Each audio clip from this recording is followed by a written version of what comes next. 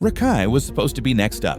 He's young, he's loud, he's plugged into one of the biggest streaming circles in the world, and he's been getting handed opportunities most creators would literally kill for. But instead of using that to build something real, he's been disrespecting guests, clowning random people in public, wearing a whiteface costume and doubling down when people get offended, destroying other people's stuff on stream, and stirring up so much drama that even his own friends are starting to distance themselves. He's becoming less future of streaming and more walking internet L. This is the satisfying downfall of RaKai, how someone with everything in front of them is speed-running their own reputation. Let's break it down. Let's be real. RaKai didn't come up like a normal streamer. He's attached to Cenat, the biggest streamer in the world right now. He's been branded as Kai's son, part of the inner circle, featured on streams, in the house, in the crew. Because of that, he got massive exposure overnight, instant clout, a platform on Twitch with over 1.7 million followers, tens of thousands of live viewers. That's the kind of pipeline most creators dream about. But the problem is this: when your rise comes from being the wild kid around the star, the easiest way to keep those viewers is to keep pushing the wildness. And that's exactly what he did. The first big red flag came when Kai brought a prison doctor onto stream. This wasn't some random guest. This was a guy who's actually worked inside prisons, seen where certain choices lead, and understands what happens when young people glamorize the wrong lifestyle. He looked RaKai in the eye and asked, "Why are you talking to adults the way you do? Why don't you care about school? Is it because your brother is successful and you think you don't need to try? What makes you think you can act like a grown man when you're still a kid?" He basically told him, "Your brother carries himself like an adult. You don't, and that's a problem." For one moment, it actually looked like it hit him. RaKai broke down, saying he felt lonely, that he wanted to help take pain away. It was a rare, vulnerable moment. And honestly, it could have been a turning point. But instead of changing, he cranked everything up. It didn't take long for him to go right back to the usual nonsense. One of the most blatant examples, he walked into a Walmart on stream and started asking random people for money. Not as a social experiment with permission, not for charity. Just walking around asking employees and customers for cash while a live audience watched. Security stepped in and told them they were violating store rules, that there's literally a sign banning solicitation. And what happens? They get banned from that Walmart forever. Staff told them straight up, "You're not welcome back. If you come back, you go to jail." And RaKai and the crew acted shocked. Like, what did you think was going to happen? You're a millionaire on camera harassing people for money in a store that doesn't allow it. It's the same clout-chasing pattern we've seen from other IRL streamers. Harass people, get banned, act confused, clip it. Profit. Short term, it gets views. Long term, it builds a reputation you might never outrun. The Walmart thing isn't an isolated case. Over and over, you see RaKai treating real people like NPCs. There's a clip where someone tells him proudly that their dad is a YouTuber with over 1 million subscribers, doing reaction videos. Instead of hyping him up or being respectful, RaKai basically trashes the guy's dreams in front of him, live, for tens of thousands to see. Kai steps in and tries to brush it off with the classic, "It's just a prank, bro. I said sorry." But that's the problem. At some point, "I was trolling" stops being an excuse and starts being the entire personality. What your audience learns is, disrespect is content. Humiliating people is funny. If they look hurt, just say, "I was trolling," and move on. And that's not just on RaKai. Kai keeps him around. Kai laughs it off. Kai calls him the future, so he has no reason to stop. Remember that prison doctor who tried to help? Right after the guy leaves, RaKai goes on a rant. He starts trash-talking the idea of bringing a prison doctor on, flexing that he's built for this lifestyle, saying no one needs to talk to him like that, acting like nothing got through. It either shows that the whole emotional moment was an act, or it shows he's so deep into the character that he refuses to let anything humble him. Kai then brings the doctor back in for a scared straight style bit. They make RaKai drop and hold a plank. The doctor gets in his face. The vibe turns from funny bit to a reality check real quick. But again, once it's over, RaKai just goes back to RaKai. So you're left wondering, is this all scripted? Or is this kid really this disrespectful and stubborn all the time? Either answer isn't good. Here's where it gets even crazier. Kai doesn't just tolerate him, he promotes him. On stream, Kai straight up says, "RaKai is going to be the biggest streamer in the world. He'll be bigger than me. He'll be bigger than anyone you know." He repeats it multiple times. He's genuinely betting on him. But then, in the same breath, he admits his real-life traits need to change.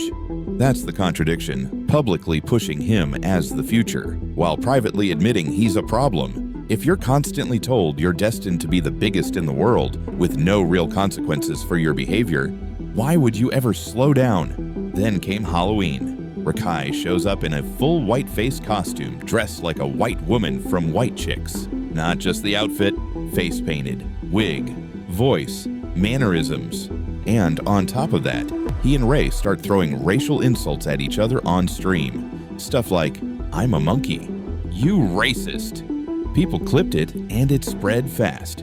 Here's the thing, even if you personally thought the bit was just jokes, there are a few undeniable problems. He has a massive, mostly young audience. He's normalizing really loaded language as casual content. And if the races were reversed, it would be over. If a white streamer dressed up as a black woman used stereotypical behavior and tossed around slurs, their career would probably be done that day. So at the bare minimum, it's reckless, tone-deaf, and a horrible example for his viewers.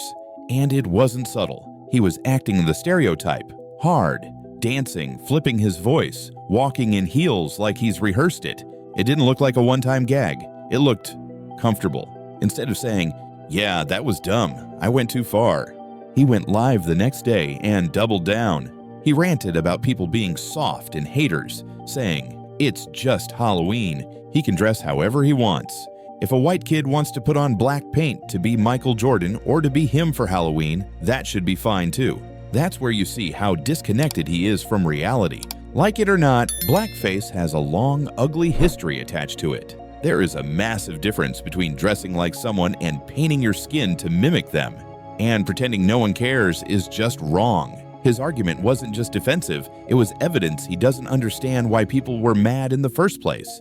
And that's the problem. You can't grow if you refuse to even understand what you did wrong. As if all that wasn't enough, he decided to escalate things with one of the last people you should play with for content, Duke Dennis. It starts with Duke taking RaKai's chain. Drama, tension, the usual content circle stuff. Then another streamer, Ty, confronts Duke about it on stream. Voices get raised. A fight breaks out midstream. It turns chaotic fast. Instead of letting it die down, RaKai decides to push it further. He hops on Instagram Live, holding what he claims are Duke's $80,000 shoes. He laughs, shows them off, and says he's selling them for $200, entertaining DMs from viewers who want them. Then he takes it to the next level. He goes downstairs and burns the shoes on camera. Fire, flames, smoke. He FaceTimes Duke so he can watch them burn. Duke is clearly pissed. And RaKai is just smiling, talking about, "You messed with the wrong one." Is it real? Is it fake? Did he actually burn the real shoes or replicas? Nobody knows for sure. But two things are true. It looks wild to a normal person, and it gives off the vibe that everything is just content, even other people's expensive stuff.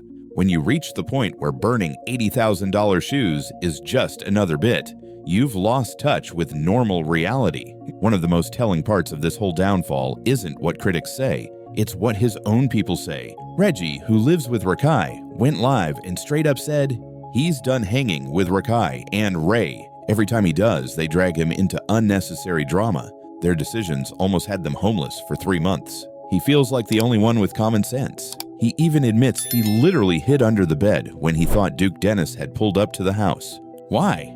Because Duke is a grown man with a real life, a real background, and real experience, including serving in the military. Reggie's take is simple.